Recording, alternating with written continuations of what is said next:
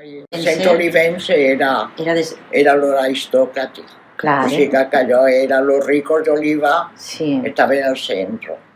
I el centre era la playa, com està ara, es posaven taules damunt de l'altón. I jo me'n recordo això d'anar allí, i en França no s'estilava de prendre un granissat, un blanc i negre. Això me'n recordo que anava amb mon pare al centre i mos fèiem un granissat de cafè i llet. I una cosa que també llamava l'atenció perquè en França no hi havia aquest tipus de beguda. Els balls de carnaval es feien al centre, no hi havia conferències ni... Era un casino que diríem que anava a la classe pudiente d'Oliva, no? Sí. Però vamos, no tenia moltes activitats ni artístiques. Què pot ser? No tinc idea, Perquè el centre olivense... No. Bueno, Sí, perquè sí. podria ser que hi havia una porta des de fora que estava mostrador i s'entrava per una porta ahí. Ara, ahí perquè No. encara no estaven les pistes. Ah, Les pistes van ser després de la guerra. Els dijous de Carnestoltes, que eren els 4 dijous antes de Quaresma, els xiquets anaven a enfarinar la gent pel carrer. O sigui que tu anaves pel carrer i era I una tiraven costum de farina. dijous d'enfarinar-te. Jo me'n recordo que el germà del tio Martínez, Juanito Martínez, que tenia després el bar allà al final de la carretera, anant pa Cagandía, Juanito, Albert Juanito, sí. bar Juanito. Sí. Pues ell de xicotet, de 12 o 13 anys, mos enfarinava a la germana i a mi, no podíem passar pel carrer, o sigui que els 4 dijous mos tocava. El ball de carnaval era carnaval, la festa de carnaval.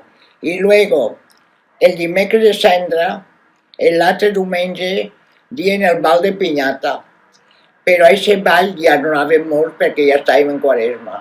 Sí. Però en el centre es feia carnaval 3 dies. Dijous, divendres i dissabte. I el diumenge següent feien el ball de pinyata, que no anava perquè el dimecres era ja dimecres de cendra. En la fira, antes de la guerra, pues hi havia unes parades en el paseo i es compraven coses en la fira que només venien per la fira, Sí. que no hi havia aquest tipus de comerços en Oliva. O sigui, era un tipus de fira comercial. Coses que potser no les havia així, no sé, perquè coses, artesania hi havia poca cosa. Així com ara hi ha tanta... Alguna verbena, en el paseo. I quin grup de música venia a tocar? Pues unes bandes dels altres pobles. No hi havia encara aquest tipus de... com van ara, que tenen estos bum-bum. Sí. No, eren bandes que venien del poble. Però millor la banda de la Font o la banda de... Ten en compte que en Oliva agarrar un bolso era una cosa inaudita del tot. El fem, te'n vas a València i s'anava més en espardenyes en el poble que en sabates. O sigui, era molt poble, Sí. no estava adoquinat. El carrer era el carrer que puja a l'església, que estava empedrat, tamarit. No, eren terra, perquè les dones, les abueles eixien, com anaven els cavalls i això, eixien a replegar la caca pa bono. Però tots els carrers, la carretera era terra. El poble es va anar adoquinar. Quan el meu home era alcalde, Sí. que la gent es negava, no volia, perquè suponia un gasto. I a més es feia gràcia a la terra, perquè pels animals ja solien que seria més perillós. Va haver molta negativa per adoquinar.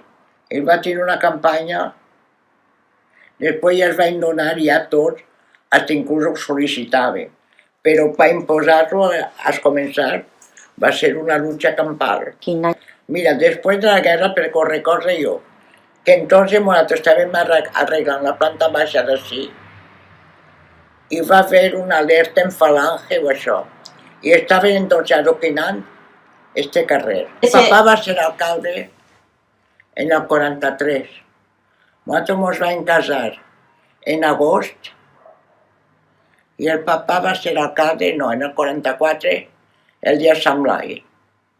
El dia de Sant Blai va portar la vareta del...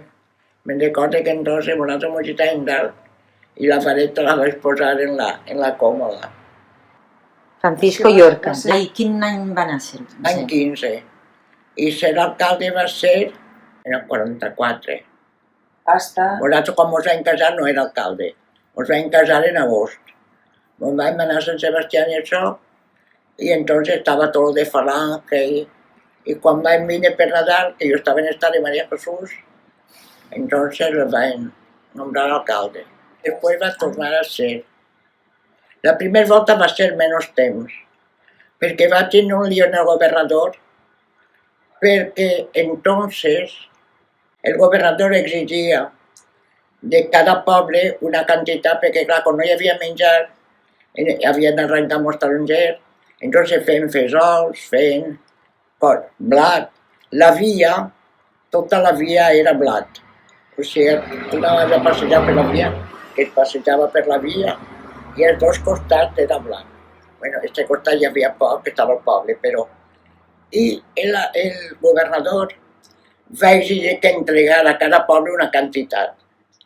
I el meu home es veu que va trobar excessiva la quantitat que demanava perquè ho pagaven a un preu, pues, filo justito, com era normal. Entonces trobava que la gent d'ací pues, també tenia dret a vendre la collita i la que necessitava. Claro. Y entonces pensé que el va a destituir en el mes d'octubre. Però a raïs d'aquesta discussió, perquè clar, entonces hi havia orden que eren normals que existiren, perquè es va passar molta fam després de la guerra. I entonces el poble, pues mira, mon pare recorda que ahí en la carretera de Dénia, a l'hostal de la Tardana, i Pepe va alquilar, va arrendar, millor dit, uns terrenos i fent fesols. Cada persona que no tenia terra blanca o això, pues procurava un hort que s'hagués arrencat o algo, arrendar-ho per fer collita, perquè ja dic, es feia el pa que donaven de racionament era negre, i la gent comprava blat, anaven als molins a fer la farina, i la gent pastava, o sigui que es pastava en casa. Ja no estava el molí de farina, així en Oliva. Ese restaurant al molí, ese que fan les bodes, com és? Molí Canyar. Pues Molí Canyar, ahí. És que en Oliva no sé, anava molt a la font a moldre. El carrer Molí que hi havia. En antiguitat es veu que este carrer tota la vida s'ha dit carrer Molí. Seria antes de la guerra que per alguna... Perquè clar, antigament la gent pastava, no? La panaderia no existia, la gent pastava en casa. Jo me'n recorde que nosaltres, el dia que pastava la meva sogra, anàvem tots a berenar, perquè un dia el pa estava recent fet, i ese dia ho aprofitàvem per anar a berenar. I tot el resto de la setmana ho posaven en jarres d'aquestes menudes, d'aquestes grogues, i posaven el pa allí perquè es conservara més, però menjàvem pa tota la setmana, es pastava una volta a la setmana. Nosaltres vivíem en Sant Sebastià i en Eibar estava la fàbrica de bicicletes Orbea i un panader d'Oliva li va encomanar a mon pare que li portara una bicicleta de dona, que li la portara. Mon pare, com anava molt a Sant Sebastià, em tornava. Li va portar una bicicleta. És el que li va pareixer cara o no li va agradar. El cas és que la bicicleta va estar en l'almacén pues molt de temps, almenys un any, perquè les dones en bicicleta no que va. Si jo me'n recordo que quan venien de Marsella, per ahí Montpellier i això proper de la frontera, a mi em llamava l'atenció, feia, mira mamà, una dona en bicicleta. No, entonces en Francia, que Francia anava més adelantada. Bueno, pues ja dic, la bicicleta estava ahí en l'almacén. Hasta que un dia jo li vaig llevar el do i això, i li dic a mon pare, papà, tu vols que jo agarre la bicicleta? Mon pare, la bicicleta, que tu saps la bicicleta? Dic, no, però jo m'ensenyaré a ir a l'almacén. I tenia un cosí que era molt graciós, i ahir a l'almacén, tenia planta baixa, estava empisat, vaig començar a anar. I ella em feia, a voltes passava corrent davant de mi en una escala o en algo. Jo feia, Vicenç, que cauré. Jo, però te pensa que quan eixiràs al carrer la gent t'ha de respectar perquè vas en bicicleta. Bueno, el cas és que ja el dic, hasta que un dia jo dic, pues a veure, anem a pegar una volta. I m'ho vam anar per baix, per Piles, i en Piles eixien totes les dones. Una dona en bicicleta, una dona en bicicleta.